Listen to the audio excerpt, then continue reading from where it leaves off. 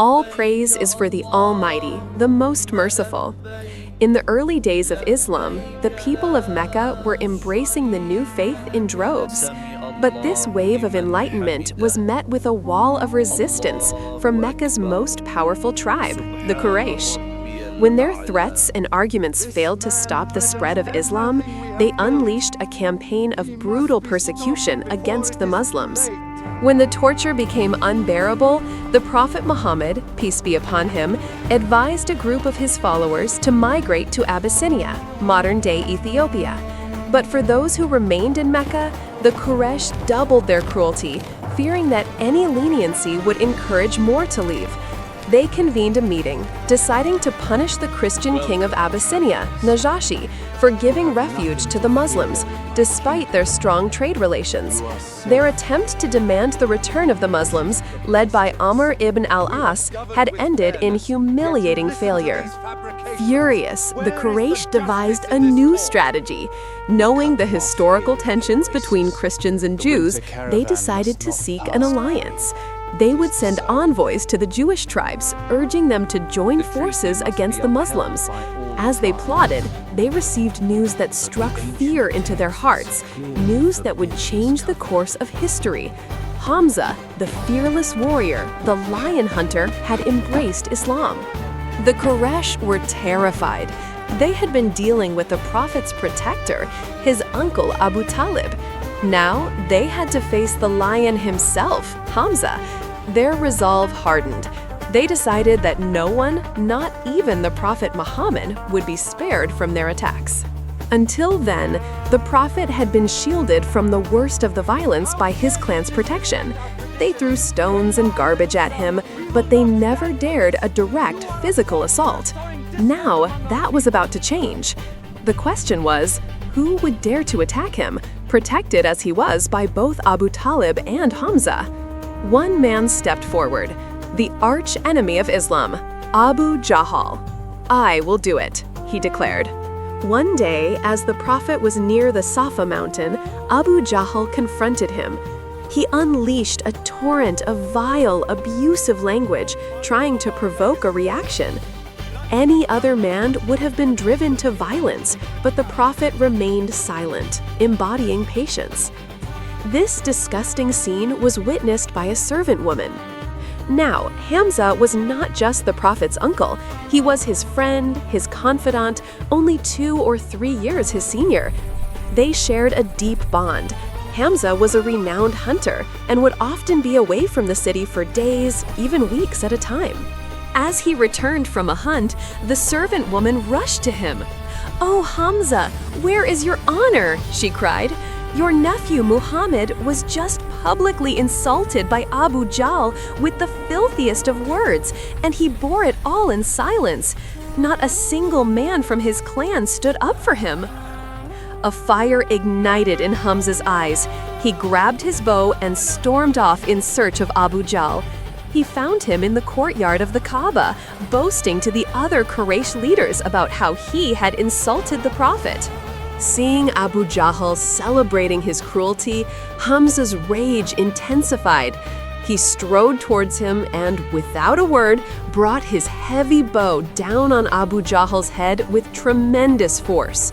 The bow cracked and blood poured from the gash. Hamza grabbed Abu Jahl by the collar. "How dare you insult my nephew?" he roared. Abu Jahl, dazed and bleeding, sneered, "Have you too accepted Muhammad's religion?" Hamza's voice boomed across the Kaaba courtyard. "Let all of Mecca know! From this day forward, Muhammad's religion is my religion. I declare that his God is my Lord. If anyone dares to lay a hand on my nephew again, they will answer to me." Abu Jahl's supporters moved to retaliate, but he stopped them. He knew better than to challenge the lion of the desert. "Stop," he said. "I did insult his nephew. By the laws of tribe, he has the right to his revenge." Hamza went straight to the Prophet and declared, "O Muhammad, I have accepted the servitude of the Almighty. I bear witness that you are his messenger. From now on, I will follow your path. Tears of joy streamed down the Prophet's face. The conversion of Hamza was a monumental victory for the Muslims. It emboldened those who were previously afraid to declare their faith. For the Quraysh, it was a devastating blow. Defeated in this confrontation, the Quraysh turned to their new allies, the Jewish scholars, for help. At that time, the world was dominated by two superpowers, the Christian Roman Empire and the Zoroastrian Persian Empire. The pagan Quraysh felt a natural affinity with the Persians, who also worshipped multiple deities, while they resented the Christians for sheltering the Muslims. Simultaneously, a massive war erupted between Rome and Persia. The Persian king, Khosrow Parvez, launched a devastating invasion, and the Romans suffered one crushing defeat after another. They lost vast territories, including the holy city of Jerusalem. The Persians sacked the city, burned its grandest churches, and captured its most sacred relic, what Christians believed to be the true cross. When this news reached Mecca, the pagans were ecstatic. They taunted the Muslims, saying, "Look, our brothers, the Persians, are destroying your brothers, the Christians. Soon, we will destroy you in the same way." The Muslims were deeply saddened. It was during this time of despair that a divine revelation came down, the opening verses of Surah Ar-Rum, the chapter of the Romans. It contained one of the most astonishing prophecies in the Quran. The Romans have been defeated in the nearest land, but they, after their defeat, will be victorious within a few years, and on that day, the believers will rejoice. The Quran made two bold predictions. First, the utterly defeated Romans would soon achieve a miraculous victory. Second, on the day of that victory, the Muslims themselves would have a reason to celebrate. This was an unbelievable claim. The Roman Empire was on the verge of complete collapse, yet the Muslims' faith was unshakable. Abu Bakr, the Prophet's closest companion, was so certain that he made a wager with a Qurayshi leader, Umayyah ibn Khalaf.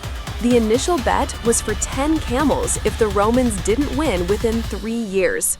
When Abu Bakr told the Prophet, peace be upon him, about the wager, the Prophet advised him to revise the terms. The Quran had used the Arabic word bid'i sinin, which means a period from 3 to 9 years, not just 3. He also told him to increase the stake. Abu Bakr went back to Umayyah and changed the bet, 100 camels if the Romans did not win within 9 years. Umayyah, mocking the very idea, readily agreed. Years passed. The Romans continued to lose. The Quraysh ridicule grew louder. But then, the tide began to turn. The Roman Emperor Heraclius secured a massive loan from the churches, rebuilt his army, and launched a brilliant counterattack. He outmaneuvered the Persians, winning battle after battle, reclaiming all his lost territory and forcing the Persian Empire to its knees. The news of this incredible Roman victory reached the Muslims, who had by then migrated to Medina. It arrived on the very same day that the small Muslim army won their own impossible victory against the mighty Quraysh army at the Battle of Badr. Both prophecies had been fulfilled. The Romans were victorious, and on that very day, the believers rejoiced in their own triumph at Badr. Abu Bakr won the 100 camels, and on the Prophet's instruction, the entire amount was given away in charity. Having failed at every turn, the Quraysh, guided by the Jewish scholars, tried a new tactic: intellectual warfare. They would publicly challenge the Prophet with questions so obscure, they believed no one could answer them. They gathered a large crowd and asked the Prophet, "Tell us about the young men in the cave who slept for centuries. Tell us about the mighty king who traveled to the ends of the earth. Tell us about the mysterious figure from whom even Moses sought knowledge." The Prophet said he would answer them the next day, waiting for revelation. The revelation came in the form of an entire chapter of the Quran, Surah Al-Kahf, the cave. It answered all 3 questions in breathtaking detail, narrating the stories of the people of the cave, the king Dhul Qarnayn and his wall, and the journey of Moses with Khidr. The Quraysh and their hidden Jewish allies were left speechless and humiliated. The detail in the Quran was more profound than even in their own scriptures. Despite witnessing miracle after miracle, their hearts remained sealed. Finally, in an act of pure desperation, the Quraysh leaders drafted a pact of evil. They declared a complete social and economic boycott on the Prophet's entire clan, the Banu Hashim, for refusing to hand him over. No one was to marry them, trade with them, or even speak to them. This cruel document was hung inside the Kaaba. For 3 agonizing years, the Prophet and his clan, Muslims and non-Muslims alike, were exiled to a narrow valley.